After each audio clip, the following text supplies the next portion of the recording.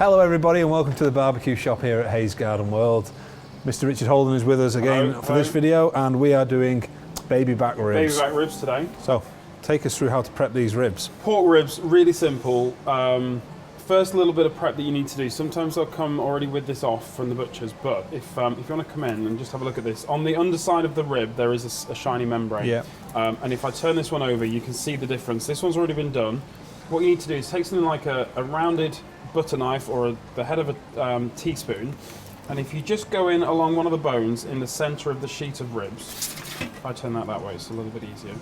What you're going to do is just prise that, just start to work the knife underneath. Once you get the knife about halfway, put the knife down and you can just take your fingers and just start to work that through. It's quite a strong membrane. It is quite a strong membrane. Some recipes will actually say to start at one end and tear it along. The difficulty with that, sometimes you can see how easy this actually comes off. If you start at one end, it can tear part way along, and then you have to get a piece of kitchen paper because the membrane is really quite slippery, and you're fiddling around. Whereas a really good friend of mine told me once, if you go in down the middle, go all the way underneath the center, and then just pull the two parts away, it just comes away perfectly every time. So that's all the prep we need to do. Turn them over, and then it's time to put our rub on. So, if you just want to grab some of the French's mustard, just a nice squiggle all the way down both sheets of ribs. And this is just going to help the rub to stick. It's going to give a little bit of extra sweetness as well. If you don't have this, don't worry, you don't have to have this on the ribs. And then once I've put that, if you want to give us a good sprinkle of the rub. Now this is one of the rubs that you stock in store. So we're using the General by Angus Oink again. And all these rubs, they have very similar ingredients, and you might wonder what the difference is between them, but essentially an American rub will have salt and sugar, and then a mixture of things like celery salt, onion salt, garlic salt, paprika, maybe a little bit of English mustard powder, those kind of seasonings. It's the ratios between them that differentiate the different products that you have in store.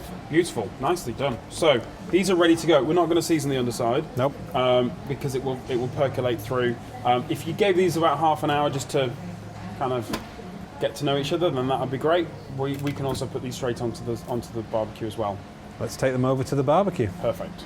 Okay, so we're taking them over to our 47 centimetre Weber Smokey Mountain. I'm going to get you to lift the lid because my fingers are a little I will point out to people here is that we've already got something cooking on the lower shelf in here.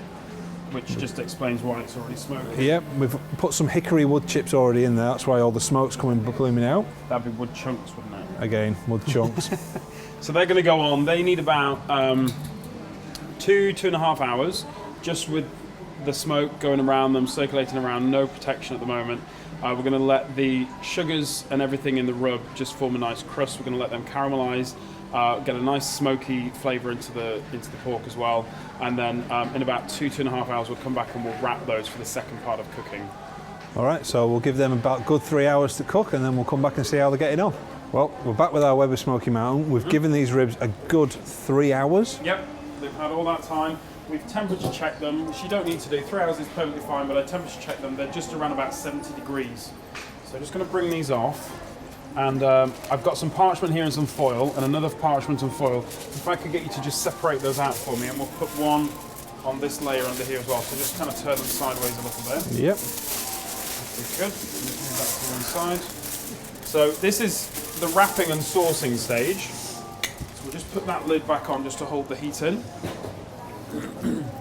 So you've got a nice crust on the ribs. If you just want to open that and pour a little bit on, if you start with this one, then I'll brush it on. So sticking with our Angus and Oink theme, we're going to use some Pit Boss sauce. There we go. There we go. We'll start with that. We can always add a little bit more. Yeah, just a little bit more for me. Yeah. If I can. So what will happen now is, if we were to leave these unwrapped on the smoker, and what would happen is there'd be a tendency for them to dry out. What we do now is we put this on and we wrap them, and the liquid in the sauce will convert to steam, which will kind of push back into the actual ribs. We'll tenderize them and make them melt in the mouth when we get a little bit later on. Yeah, just a little splash more. We can already see that the meat is starting to pull back from the bones, which is a really good sign. Now, one of the differences, if people are watching any other YouTube videos for ribs and they look at American ones, they will say at this point just to wrap in foil.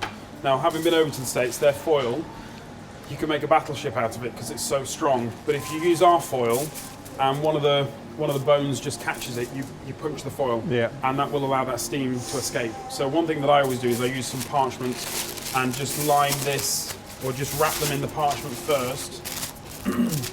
And if you want to do the other one exactly the same for me. So just wrap those in the parchment, tuck those ends over, keep them nice and keep everything in that little package.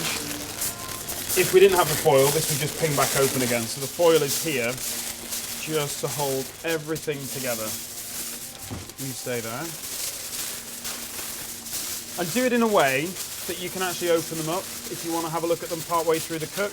If you scrunch it all together, if you go to look at it, you're going to have to get a new sheet of tin foil. So just do it in a way, take your time, do it in a way that you can actually get back in there. Just pay for tin foil, squeeze Jump a little bit of tin foil, or are you all right? You should be fine with that because we've got the parchment there, in there. So that is 3.5 hours in. That's the only bit of extra prep we need to do to them, or the extra bit of care that we need to do to them. So these are just going to go straight back on. There you go. If we were doing more than 2 sheets of ribs, we could actually stack. Sometimes I've stacked up to 4 sheets in one parcel. So on a 47, you could actually get 8 racks of ribs on there at the same time. We've got 2 today, so they can be individually wrapped. So how long are we going to leave them for now? Goes for another hour and a half, 2 hours, and then we'll come back and we'll show you how to make sure that they are ready to go. Really simple technique, and we'll come back and show you that in a second. So Richard, let's check on the ribs on the Smoky Mountain cooker. So these have had an extra hour and a half. We have checked them already. We did check them, so we kind of cheated. We know that these are going to be ready. Yep. Don't need those gloves. That just goes back on there. And then what we do, I'll need those in a second, just open this out. You'll see the steam coming out. Just peel this last layer back very carefully because you want to keep that crust in place. So, I guarantee if you put these on the table, nobody's going to be asking where the chicken pieces are, the kebabs, the sausages, or the burgers. They're going to be so focused on the ribs. So, easiest way to tell that your ribs are cooked, and these are cooked, is to just put your tongs in halfway along and then just lift up. And if that separates nice and easily, you've got a well-cooked rib. You want the meat to stay on the bone. You don't want it to fall off the bone. You want it to stay on the bone. I want ribs that melt in the mouth. So again, just check that. If that was to be springy, if it was to be holding on and then kind of springing back up when we took the tension off, then just put them back on the smoker for an extra 20 minutes, half an hour, and then check them again. But towards that top end of the cook, just don't go too far away from them. They are cooking at a low temperature, so not really the end of the world, but or they're not going to cook that fast, but you just want to stay a little bit closer. Look at that. That is what we're talking about. So stays on the bone, and then when we bite into it, we get a nice clean bite. While I try this, I'm going to let you say the final details, and then you can have a taste yourself. So if you want further information regarding how we've done these ribs, visit our website at hayesgardenworld.co.uk. We are across all the social media platforms. If you want some more tips, visit the team in store. There is other videos on our YouTube channel. I really desperately want to try these ribs, so I'll catch you in a bit. See you next time.